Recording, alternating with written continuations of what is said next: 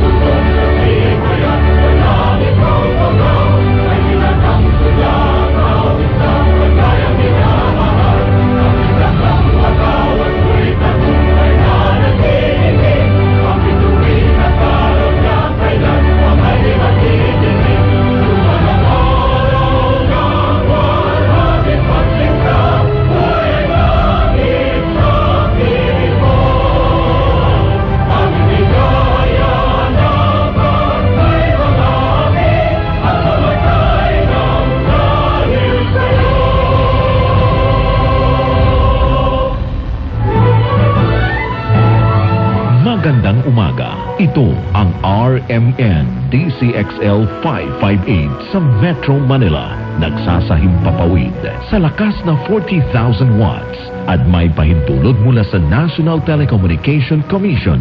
Ang RMN DCXL 558 ay nasa Atlanta Center, Annapolis Street, Green Hills, San Juan, Metro Manila. At ang aming transmitter site ay nasa Barangay Taliptib, Bulacan, Bulacan. Ang aming pangkat teknikal ay pinangungunahan ni na Engineer Dominador Abogado, ECE License Number 006941, Valentin Villasica, License Number 95-1PNCR-12804, Resurrección Albesa, License Number 95-1PNCR-12902, Erwin Makatangay, License Number 95-1PNCR-13105, Cecilio Belenso, License Number 93-1PNCR-4837, Alex Abelon, License Number 94-1P7-11028, Crisostomo Narvaez Jr., License Number 96-1PII-17628.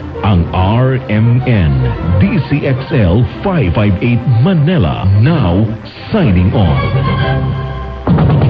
65 radio stations nationwide. Mahigit 2,000 radio anchors, commentators, reporters at correspondents nationwide. Hatid naming mga balitang tatak, RMN.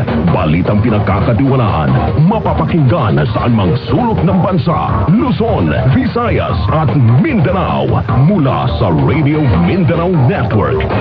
Ang totoong Nationwide Network. Number 1. Ito ang DCXL News. 558 kHz. 6 na dekada maaasahan sa balita at serbisyo publiko. Ang himpilan ng RMN Network sa Mega Manila. Live sa radio at online. DZXL. Music and memories.